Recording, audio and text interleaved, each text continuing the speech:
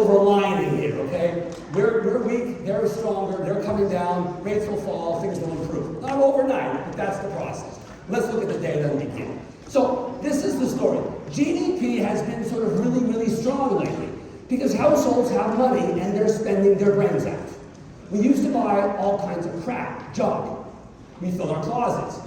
But now we can go places and do things, so we're not buying so much junk, we're now buying services instead. Airplanes, hotels, restaurants, massages, going to the dentist, whatever it is, fun stuff, right? So it's changing, but so far consumers are spending tons of money. GDP is being propped up very strongly by consumers. It's like annoyingly strong. We want them to fail at some point. Because when they fail, the economy slows down, then lower interest rates, things improve. But it hasn't happened. But it's going to happen. That's the point that's important. Because the things that have been propping up the spending are slowly going away. So this is household wealth. And you can see it peaked up, peaked off, troughed, it peaked up, several quarters ago, and we're now down $7 trillion since. Tell me the last time we had a roaring economy with home prices declining. The prices now fell, NAR data this morning, right, down 0.9%. Not much, and it may be a result of cheaper houses selling. I'm not sure this is really the effect going on. But the Case-Shiller data says also prices are going to start declining in a month or two, I think. So there really is price declines. It's hard to have a great economy when the prices are declining. So that's number one. People are going to be unhappy. The second thing that's going on is savings rates are ridiculously low. It's like, how can this be? We have all this money we save. We didn't pay our mortgage for years. We didn't have to pay our mortgage, rent sometimes. Don't have to pay our student loans. And yet we can't save any money? This is crazy. Look how low savings rates are. The lowest, this is the lowest we've had savings rates since 05, 06, 07, 08. You know what that led to. But people don't save money. They can't afford. Buying, a dozen eggs cost $116 or something. Right? So no one's saving money. So our wealth is down, that's not making us happy. Our savings rates are really low because we can't afford to save out of income because we're not making enough money because inflation's killing us. Then there's credit card use. It's going way back up. And this is really interesting. It took 10 years for credit cards to go from the housing bust peak back to normal. 10 years it took. This time, it's taken 2 years, 3 years, bad, 2.5. And not only did it come back, but now it's skyrocketing. It's going up so fast, that if you take this line and just project the line, it's exactly where it should be today. So we have made up for all the non-purchases that we didn't put on our credit cards. Because we had stimmy checks, unemployment insurance, all that kind of child tax credits and so on. Now we're using our credit cards with a vengeance. Our wealth is down, our savings rates are down, our credit card use is up. And this is, and more than that, we're depleting the savings that we created during COVID. So like you were going to go to, I don't know, somewhere to Europe or South America and see your friends and family, the old country, something, and then you couldn't go because of COVID. But you saved all that money. And now that money is represented by this big blue blob. But look at the big blue blob. It's going down. So the extra savings we have, it's going away. The monthly savings, we're not generating. Our house is declining in value and we're using our credit cards. This is a good situation? Raise your hands. I don't see it either. Right, one person, yeah. And today is 420, so we know why you're smiling. Okay. This is not looking good here. So I think all this weighs down consumers, and slowly they're spending buckets at some point, right? And this is why. Earning is 4% below inflation. We're losing money. Our real incomes are declining. Okay, so in the past, this is hourly wage. So in the past, you could say, well, you could work more hours. Overtime was big. But now, I'll show you later, overtime is declining. Total job growth is slowing down. The work week is shrinking. Number of people getting new jobs going down. So the juice that was allowing us to overcome this problem seems to be going away. So this makes this a more serious problem. So real incomes really will maybe start to fall here, unless inflation collapses really, really quickly, which would be nice, but I doubt it. Now, I don't want you to slash your wrists immediately here. There's some good news here also. The problem is the good news isn't good enough. Let me explain. The oil prices are coming down. That's good, no question. Like gas here, I see here in California, only $14 a gallon, so I'm really, really relieved. I heard these stories. I live in Florida, but why not? We never had COVID. It's different there, you know? But anyways, So gas is cheaper, transportation's cheaper, because the gas in the truck is cheaper. And we're not buying so much stuff because we bought so much stuff before, so spot prices for trucks are cheaper. The cost of moving a corrugated metal shipping container from China to here was like $1,800 before COVID. It hits $18,000, now it's $1,800 again. That's good. So things are coming down. There is deflation in goods. There's good deflation in services, and food, goods in food, in energy, transportation, housing is coming down in price. And the Fed says, yeah, we don't care. It's true, inflation is coming down from 9 to 6, or 9 to 5 the last 8-9 months, from July of last year till now. But the problem is, the Fed doesn't care about that inflation. The Fed says that inflation only appeared because of COVID. You couldn't get things, supply chains broke down, we wanted to buy things for our house, and no one to work, demand was strong, and so on, inflation was crazy. And then we wanted to move out of our multi-fam housing into single-fam because we didn't want to look at our neighbors in the elevator or whatever it was. And now COVID goes away, all the inflation goes away. So the Fed says we're not taking credit for that reduction in inflation. That reduction is just because organically COVID came and went. The inflation came and went. That's not real reduction. It matters, but it's not what we care about. So we're not going to lay off the brakes. And we're going to drive us into recession because we still have other inflation and wages that are a problem, which I'll get to in a couple of seconds. We also have global supply chains that are much better because we're buying less stuff, the cost of transportation is less, energy costs are less. This is altogether not all that bad. Terrific. This was 4 standard deviations. That's like 99.99999% chance of happening. It's like 0, right? 0, 0, 0. But it happened. Now we're fine. We're between -1 and 1 is kind of normal, fine goods. And we see this in inventories of things. You go to the store. This is retailers, inventory to sales ratios. When it's between 1.4 and 1.5, that's normal. And then it goes to 1.1 down here. I remember I had to buy a springform pan during COVID. Anybody here need to buy a springform pan during COVID? I had to make a cheesecake in April of 2020. I go to the store, nothing. I go online, nothing. I go on eBay, and then they kill me. I paid $42 for a crappy springform pan. But I'm not bitter. I'm not bitter. And the reason was no inventory. Now it's better. It's not great. And this is a problem. I'll explain in a couple seconds. This should return to 1.4. That's the lower end kind of 1.35. But it's lower. But it's not going up. And it's not going up because firms say, why am I going to invest in inventory when a recession is coming and interest rates are getting high?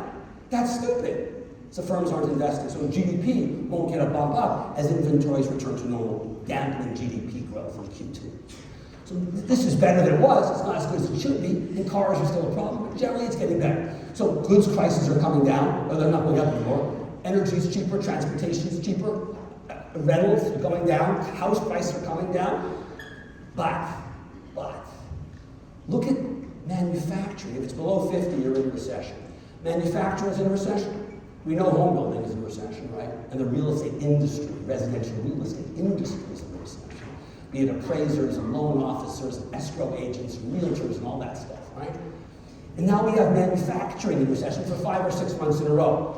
You pay attention to that. So you got housing and you got this, and now jobs are weakening. And these are more and more headwinds as the high rates take their toll on the friggin' economy. I mean, if you raise rates as much as the Fed has, and we'll discuss that shortly, and you don't have a recession, it's like, there's no economics, not a jackass, you know? It's gotta be. Now, moreover, look at small business sentiment. That's like you people, you're small business, many of you, right? You have fewer than 500 employees? Yeah, okay, you're small business. Look how crappy your sentiment is. This is when COVID came, we were all going to die, and there were no injections, and no one knew what was going on. And now we're as miserable now as that. If you look at the soft data, the survey data, it says we're in recession. If you look at the hard data, it says we're not in recession, we're just out. We're growing anemically, but we're not in recession.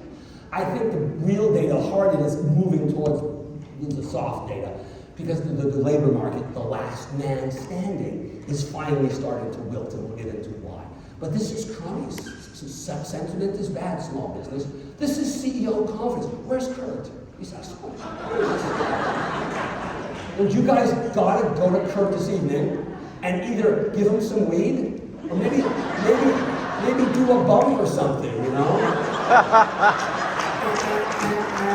and he'll be in a good mood and the economy improves. And as long as his sentiment is in a crap can like it is here, we're joking. This is COVID. This is the housing bust. That's the dot-com bust. That's the S&L crisis. And that's Paul Volcker raising rates to 18%. And that's where we are right now because it's all his fault.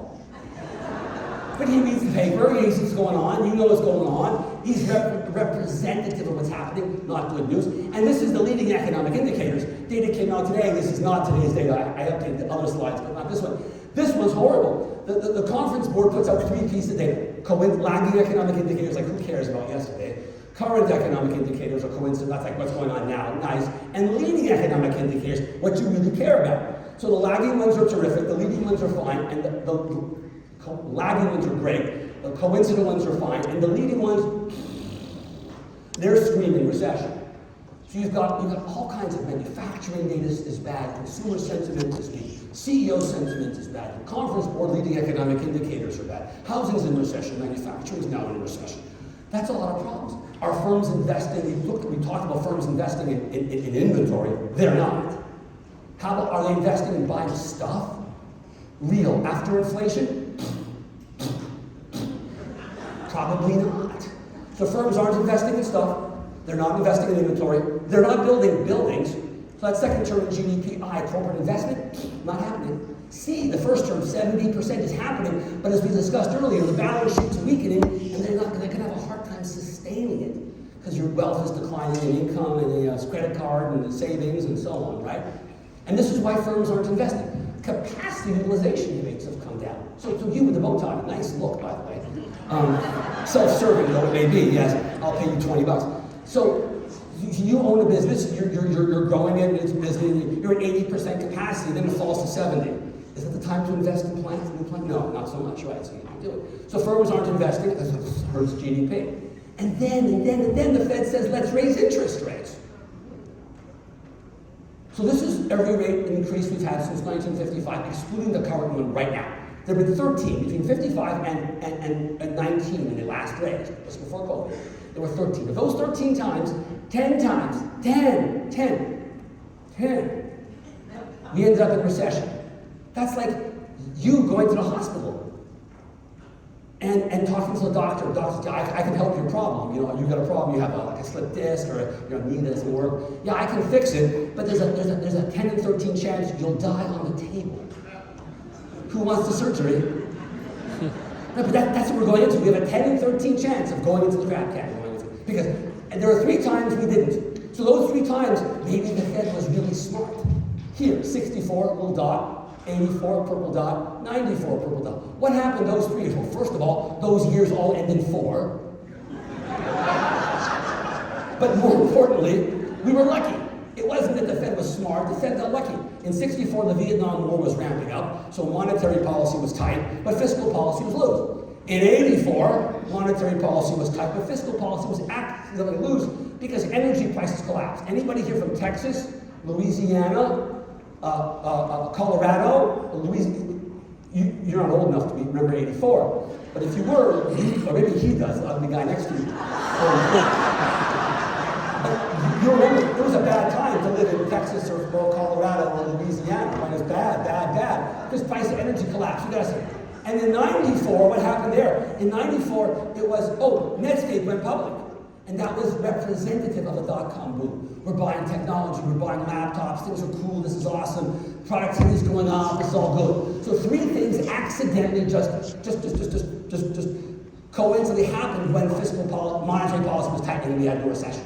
Okay, that's very nice. Do you see something happening now that will solve the problem? The only thing I can think of is Putin getting a brain and saying maybe let's not dig the hole in Ukraine deeper. But unless he decides tomorrow to stop the war, I don't see what magical thing can happen that solves the problem. We have some coincident, just random exogenous shock that helps the economy. So I think we go into recession.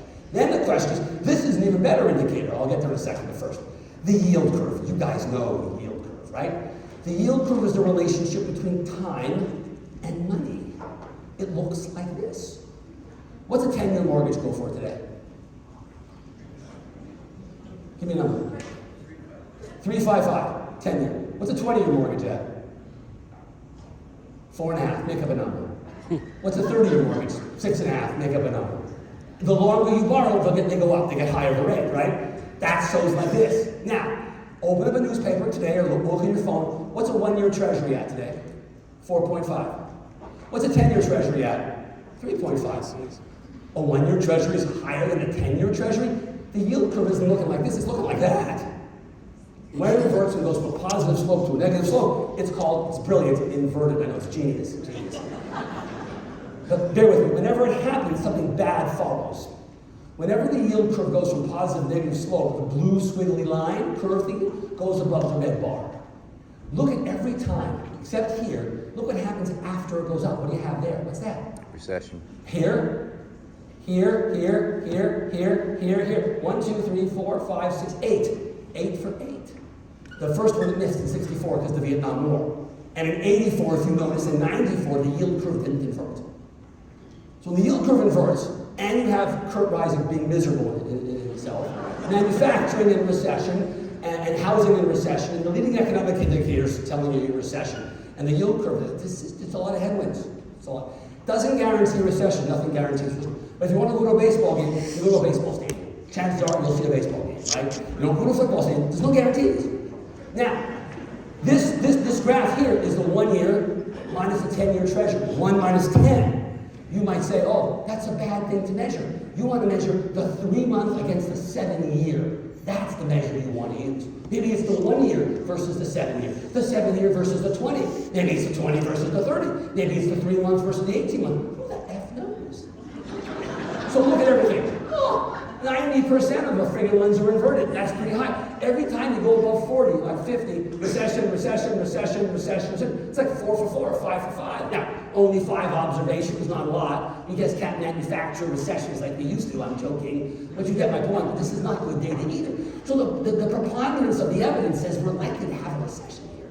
Now, moreover, we also know that it takes, monetary policy doesn't work instantaneously. It takes a while for the effects to be fully felt. Yes, housing gets clobbered first. You're in first and you're out first. But if you look at this graph, you can see the full impact isn't until September of this year.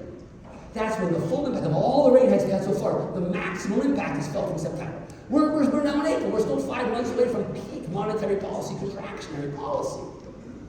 So it will get a little worse. The impacts, construction slows down, commercial construction slows down, commercial buildings go into default, you get the sales, services may start to go into recession, you get the idea. So now, when does the recession start?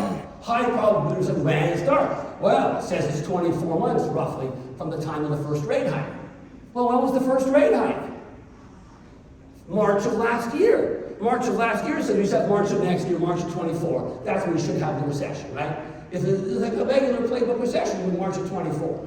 But I think it's got to happen earlier than that. Because normally the Fed's mamby-pamby, and they raise rates 25 basis points, 25 basis points, 25 basis points. But now they're going, no, pedal to the metal. 25, 50, 50, 75, 75, 75, 75, 50, 50, 25, I think now 25 again. This is 10 hikes in a row. They're averaging 50 bips a piece, not 25 bippers. So they've raised rates the fastest rate they've raised in like a bazillion. Nice haircut, by the way, dude, I love it. They're raising rates like there's no friggin' tomorrow. The speed of the rate hikes has to matter. Otherwise, why raise them? Why do it so quickly? It must have some impact. So because they raised rates so quickly, you can see in this graph, look where the rate is now. It's roughly 5%. This is the speed at which we've raised rates this time, compared to these slower rate hikes in the past 40 years. 40 years. The last time rates were this high was when Paul Volcker was chair in 81, and he raised them really fast. So this is an unusually quick rate hiking cycle to a very high level. And moreover, the Fed now says, oh, we're going to keep them up there for a long time. So imagine you are a lobster, and someone comes home, they bring you home in a box, they're going to eat you for dinner, and they plop you in the boiling water, but the water is not hot. Think of the water temperature as interest rates. Well, the water's not hot, you're living. Now they raise temperature. The faster they raise the temperature, it's more serious, right? And then they say, oh, we'll put it 12 million degrees, and we'll keep it there for like 47 years. How's the lobster doing? Okay, we are the lobster. Jay Powell is the chef, okay? It's not looking good for us here. It really is not. That's why he's doing this. He was late to the game raising rates. Inflation got out of the bag to some extent because of his bad behavior. He's now making amends for it by jacking rates because he knows he can only save his reputation if inflation goes down. If inflation doesn't come down, he goes down in history as like a fourth crummy central banker after William McChesney, Martin, Bill Miller, and Arthur Burns. Not that I remember those names, you know. So he's pretty careful about he wants to get rid of this inflation. Now, all right, so we have a recession. It's going to come, I think, in the third quarter of this year. That's when I bet it'll be enough to maximum monetary policy impacts and so on. And but look, it's not going to be a bad recession. It will not. It'll be a short recession. If you look since the Depression here and there, these have all been short recessions, except for 3. We remember those 3 recessions. 74, 75, the Arab oil embargo, 81, 82, Volcker raising rates to 18%, and the third one here, the housing bust of 08, 09, I'm sure you remember that one. Those are the only 3 remember. There were like recession there. No one remembers those. This will be like one of those. A regular recession, 8 months, GDP falls 1 percentage point, unemployment jumps 2, not a big deal. It's not. But rates will fall, and when that happens, housing improves. That's the key thing. Right now, labor markets were tight, but they're loosening. They're still tight, but they're not tight as they were, and they're loosening steadily. See here, this is overtime hours. And hours work week, regular work week, also not so hot. Then there's how many jobs are there per unemployed person? So at the peak, in December 21, Jan 22, right there were 2 jobs for each unemployed person, 2 to 1. Now they raised rates like 9 times, 19 million times.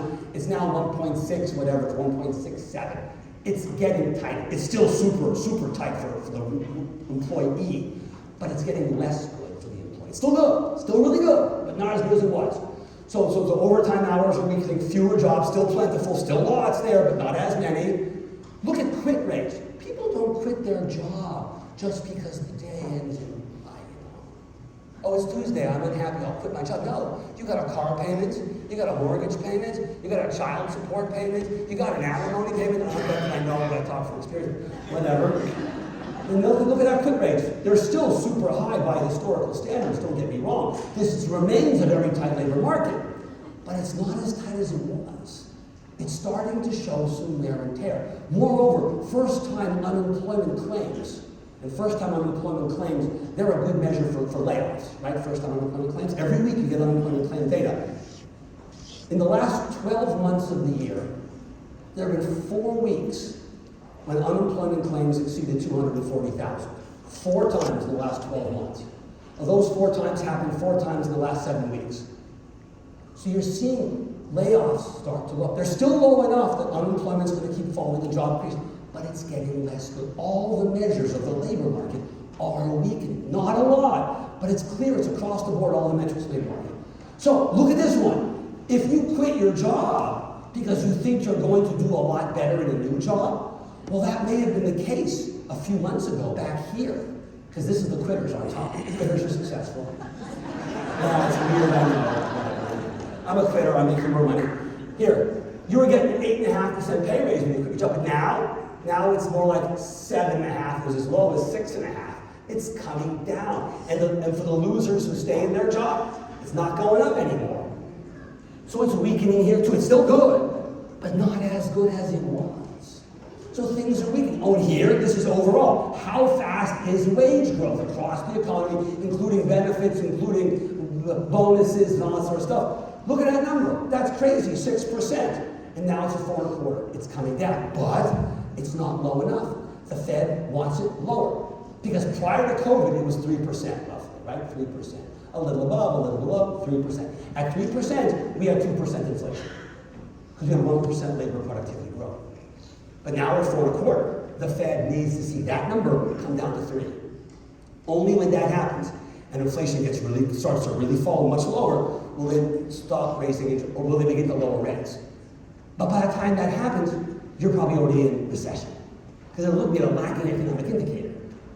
Employment's lagging, inflation's lagging, these are the wrong things to look at, but that's besides the point. They gotta do what they gotta do, their choice. But you see the labor market weakening. Now, let's talk about inflation. What's the Fed gonna do? First, is there inflation? Yeah, of course there's inflation. I see it, you see it, we all see it. No question about it. No question about it. Troubling, but true. So this is the inflation story. Pay attention closely. Blue is headline inflation. Blue says, what's inflation last month, year over year? Look, CPI in March, year over year, up 5%. And that's exactly what it is, 5%. 5%. That's good. It was as high as friggin' 9. That's terrific, 4 percentage point decline. You would think the Fed would be dancing the jig here, right? No, we're clamping down on rates, we're raising more, we're gonna screw the economy and drive us into recession. You go WTF, right? But no, they have no choice. This is their thinking. Look at core inflation in red. This excludes food and energy. Okay, blue's going down, red's not. That means food and energy are what's driving the inflation down. Remember the Fed said, I told you earlier, food, energy, transportation costs, energy costs, rents. They don't care about that. They're not interested. They're not going to change their policies until they see wages come down, until they see services inflation, because that's sustainable after COVID goes away. The coming and going of COVID isn't going to alter the cost of services. Services collapsed in price during COVID because no one went anywhere in 2021. So now I've changed the red line and put in service inflation. Look at it. It's 7.5%. And the Fed goes, holy shalom. That's really high. We have to keep persevering with interest rate hikes because we can't afford to be wrong on this one. If we let down interest rates prematurely, like Paul Volcker did in 1980, he caused a small recession, lowered rates, and what happened when he lowered rates? Woo! Inflation took off again. So the Fed remembers what happened 43 friggin' years ago and says, we're not going to do that again.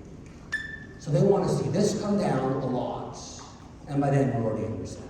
So listen to what the Fed's going to do. The Fed right now, interest rates are between 4 3/4 and 5. They're bouncing around there, so call it 4 7/8. They're going to raise them by a quarter point in May. I don't think they raise them anymore.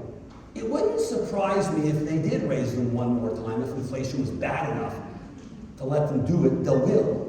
They were able to raise rates just after Silicon Valley Bank went under because the markets saw that they wanted to do it and the probabilities were high and they took it. The problem is that the market now believes the Fed will raise rates. If the Fed doesn't raise rates, that's like, oh my God, what do they know that we don't know? Is the economy really going into the garbage can? That's the thinking. That's why they kind of have to raise rates once the market expects them to raise rates. So they're going to raise it. The 10-year Treasury slowly falls, and next year they start to lower rates. Maybe they raise rates once more. And they'll only will lower rates if things get really bad really quickly. And inflation really falls, unemployment really goes up, and things really go bad. Hopefully it doesn't happen, but you never know. Now, this is if you believe in Milton Friedman and monetarism, this graph will make you very sad or happy or something. What it shows is, look how fast the money supply was growing back in 2021, 2020, 25% growth in the money supply. No wonder we had friggin' inflation, right? Well, look at it now. It's like deader than a friggin' doornail. And the last couple times we had bad numbers like this, recession, recession, recession. This is adding to the recession likelihood as the money supply is shrinking, partly because banks don't want to lend, and partly because money is actually leaving the monetary system and going into the Fed central bank on the reverse repo facility. I don't want to get into the details on that. Now, let's talk about housing, the big one. The housing market is suffering from a lack of inventory. It's suffering from a whole bunch of things, but the inventory is the key thing. You can't sell a house that isn't available for sale, right?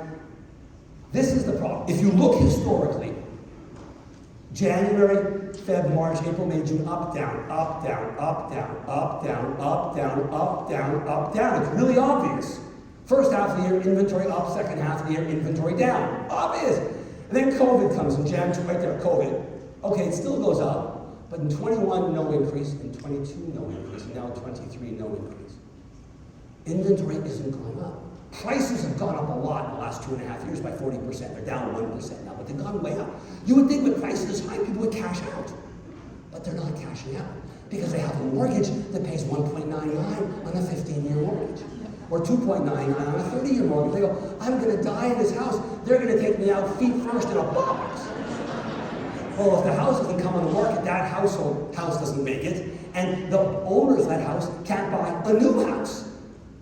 And the first-time buyers, they can't afford a house in the first place because house prices are high, rates are high.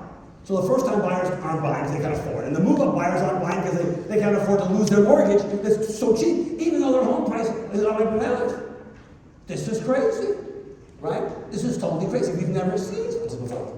And so you end up with a graph like this. Follow carefully. This is very interesting. On the left-hand side here is months of inventory. 2, 4, 6, 8, 10, 12. NAR data. We just looked at the data. Oops, wrong direction. It's that data, okay? Now, this is price appreciation per month. So that's 6% a year, 12, 18, 24, 30% a year. Normally, we live where the dots are. There, 5 months of inventory, 6% a year appreciation. That's normal. You got it? Make sense? Yeah, okay, fine. Then COVID occurs. Now what happened when COVID happens? We move from there to there. We live here. Supply of houses, 2 months of inventory, and price appreciation is more like 18, 19% a year, which is 40% over 2 years, which is exactly what it was. So we moved up and to the right. Okay, makes sense. You with me? Terrific. What's happening now? Okay, now this is unbelievable. We're moving sideways. That's May of 22. Okay, we're fine. June, a little off the ranch. Then comes July. Okay, we've never been up here before. July, August, September, October, November, December, January. We get February the next month. We're now in a situation where inventory hasn't appreciably changed in a year. Roughly 3 months. It came out today. Number was 2.6. It's there, right? Inventory, same there, same here, same here. But house prices are declining. Because people can't afford to buy a house. No houses for sale. People can't buy a house. Interest rates are high. This is what the Fed wants. The Fed wants manufacturing in recession, it wants housing in recession, it wants autos in recession, it wants construction. The faster we get there, the faster they lower rates. The faster unemployment rises, the faster they lower rates. But what are employers doing? Employers are saying, like you're a manufacturing concern, for example, you make something like a widget or something. The firm isn't laying off their workers because they don't have the recession yet. If they lay off their workers and there's no recession, then they have to hire new workers. That's expensive and time-consuming and difficult. So the employers are hoarding workers, keeping unemployment low, causing the Fed to raise rates more. But this, going back to housing, you have a low inventory, 2.6 months, and house price declines. We've never seen this before because people are very reluctant to buy a house, and it's very hard to find a house. No one wants a house, and there aren't many around. Now, a good house sells, and there are still wars, price wars, and escalation clauses going on if a house is priced right in a good market that grows jobs. This is existing housing sales. The most interesting thing about this graph is look at 4 million. 4 million is the single magic number. This was the 94-95 housing recession, but not overall recession. Yield curve didn't invert. We go below 4 million for the better part of the year. That's it. We're back up again above 4 million. That's the housing bust. We go below 4 million for like 3 to 4 months, and then we get above it. And then craziness happens. We go up here because Congress incentivizes buyers to buy a house. And then it ends. And they do it again. And then it ends. And it collapses. But only for 6 months, and then we're above 4 million again. What happens when COVID hits? 4 million. What happens when Powell raises rates the fastest rate in 40 years? 4 million. There's nothing magical about 4 million, but 4 million is the base level. 4 million because what happens? People die and their estate sells the house. People have disease and they sell the house. People get divorced, the 3 Ds, and they sell the house. People move for a new job. People have octuplets. There are factors causing them to buy a house. 4 million seems to be the magic number. So do I promise you that 23 will be better than the last half of 22? The first half of 22 was good because we were up here coming down, right? This should be an okay, better than the last 4 or 5 months of 22 because we're at baseline level now of above 4 million, 4.2, 4.3. Last month was 4.5, this month was 4.4 million. I mean, we're in this low range, but that's as bad as it gets. It's been worse in November, October, November, December last year were worse. Rates will slowly come down. The economy will go into recession, rates come down, housing market will be the first to improve, just like you were the first to go into it, right? Now, what are first-time mortgage apps doing? You know this better than anybody. They're running at levels of roughly 2014 to 2015. They're pretty crummy, but they're not getting appreciably worse. That's the important thing to keep in mind. There are more cash buyers, a little bit more cash, which is not helpful to you. I'm sorry. I know that. Nothing I can do. This is not getting worse, right? In terms of refi, we'll move to the next slide. I don't know what to tell you, but you can see the number there, the level. Yeah, it's bouncing around, it's a little up, but whether it's down 64% from last year or 63% or 65.4, it doesn't really matter, right? This is not a wellspring of opportunity here. It really isn't, because no one in their right mind is going to refi their house. They'll take a second mortgage, they'll get a signature loan, they'll do anything, they'll cut off their arm to get a mortgage, but they're not going to get rid of their first mortgage, not going to happen, until rates come down enough. So if you got a 4% mortgage and now rates are at 6 too much, but it's 5, you might go, oh, 1 percentage point? I'll refi the house, sell the house, do something, build a basement or whatever, you'll do something. Because you need it for the money for a car or a kid's college or something, whatever, right? Now, I want to end this on the note that this is not a replay of 07, 08, 09. It's not. It's not. In 07, 08, 09, we were overbuilding homes by 1 million, 1.5 million. Now we're underbuilt by 4 million. Back in 07, 08, rents were very low and house prices were very high. You could mail your keys back to a lender and move into an apartment and save a fortune. Now you can't do that. Yeah, rents are coming down a little bit, but they're very high too, no saving. Third, Dodd-Frank. People buying a house now, they put down 10%. And if they keep their job, they'll keep their house. And we'll have unemployment go up because of the recession, but it ain't going to go up nearly as much as it did 14 years ago. And homeowners have tons of home equity now. The only people who've lost money are folks who bought a home in the last 12 months, and they're down by exactly 1%, and they put 10% into their house, unless they bought an FHA loan, right? They put down 10%, so they're down by, now they're up 9, not 10. They still have equity in their house. They still keep their job. Very different. Moreover, the demographics now are unbelievably good. This is peak millennial, 33. And peak home buying is 34. So we're aging into the biggest cohort of people buying their first home ever now. So rates come down, woo! And they take a little while, but they're going to keep buying more homes for the first homes, and the builders aren't building any. We know that, right? Unlike 13 years ago, when the demographics here were absolutely atrocious, right? Moreover, what's the first-time home buyer cost? New home, $450,000.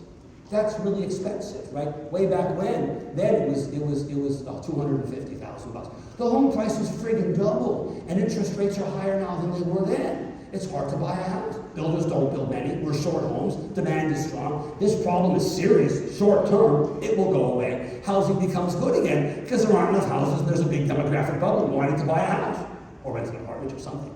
And then last but not least, we're not going to build a bunch of homes because there's no one to build the effing houses.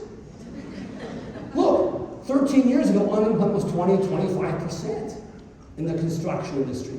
Now it's like 7 or 6. Moreover, the demands on those workers are very intense. Think about this. We passed the bipartisan infrastructure bill, like $1 trillion. It's going to take 10 years to spend that money. Construction, roads, sewer systems, police stations, whatever, right? Roads, bridges. Then we do the Inflation Reduction Act, which is the green bill, right? Oh, I got to build a lot of charging stations for electric vehicles. Then we have the CHIPS bill. Oh, we got to build a whole lot of fabs for semiconductors. Oh, who's going to do it? Them? You're not going to build a lot of houses because house building is the low end of the totem pole. Everything's above housing. Multifam's above it. Office space is above it. Public construction is certainly above it and better paid. So you have a shortage of workers. And you have Dodd-Frank. This is a credit bubble of the highest order. Now there's nothing going on. This is not 07. It's not 08. And it's not 09. This will be a short-lived problem. Rates will come down, and we get out of the recession. Job growth gets recreated. Household formation starts, and homes start selling it. And we're going to be short homes, and prices go up, and whatever. Last but not least, I was talking to Bill Lohman, and he was complaining he can't afford to live here anymore in California. It's too expensive. I said, Bill, I have a solution for you. How about a double wide? It's nice. Your wife will love it. She's such a nice woman. She'll understand you don't make enough money. He said, how much does it cost to get a double wide? I said, good you asked, Bill. It costs $160,000 to buy a new double wide. And Bill said, but you don't have any land, Elliot. How much is that going to cost? $40,000. How about sewer and how about well and septic? Probably 40 more, Bill. And he said, you're paying $230,000 for a crappy double wide? I said, yeah. He said, we got a problem on our hands. I said, damn right, we got a problem. This is telling me we got a problem on our hands. If the cheapest thing you can buy is $250,000, it's a double wide, we have a fundamental housing shortage in this country. You're struggling now, I understand. It will end. Rates will come down. The economy will improve at some point, and we're off and running again. We're normal, right? You got to get through the next 6 months, 9 months, whatever it is, you know, you get there. You've been there before. This isn't the first recession. You got gray hair, man. You've been through one before, you'll be through another one, right? Unless you're 25, this is 22. This shouldn't be terrifying, right? Wow, let's wrap it up. 23 will deteriorate. Q1 GDP and a 2% growth will weaken for that. Fed will raise rates at least through May, possibly through June, but I don't think so. Job growth will keep slowing until the end of the year. We'll have unemployment going up because we won't be creating enough jobs. We may even be losing jobs at that point, but we'll see. Inflation is clearly declining. There's no doubt. The problem is it's not wages. Wages have to fall to get services to go down. Until wages reduce service inflation, as long as we have goods and energy and transportation and housing and inflation going down, the Fed doesn't really give a damn. It doesn't really matter. I want to this is my last slide. This is my name, my cell number, my phone number, my Twitter handle, my email address. Many of you I know from before. I've seen a lot of you before. I know you. Many of you are new, but I want to commend you, I think, for making what I think would be a really good choice of moving to American Pacific Mortgage. I mean, there are a number of reasons, smart people, this and that, but the most important one is, who the hell plans a conference on 420 in California? This is a country that thinks deeply about your health and welfare, let me tell you. But kidding aside, I see these guys work. Look, they make mistakes. Everybody makes mistakes. But let me also, they don't make a lot of unforced errors. That's the thing that matters more than anything else. Self-destructive behavior, dumb things. Mistakes, like I married my ex-wife. It just happens, you know? Things go wrong. You don't make unforced errors. That's the sign of a good company. This is a good company. This is my name, my cell number, my phone number. I put out 70 words every day on the economy. No graphs, no ads, no charts, no links, no photos. If you want to hear from a crazy economist, 5 days a week, sign up. Text the word bow tie, one word. Imagine that, one word, not just one. To the 5-digit number 66866. 66866. You prompt for an email address. You'll hear from me every day until you die. And if you die and go to hell, I follow you there too. I'll be outside answering questions. Thank you. Thank you. Thank you.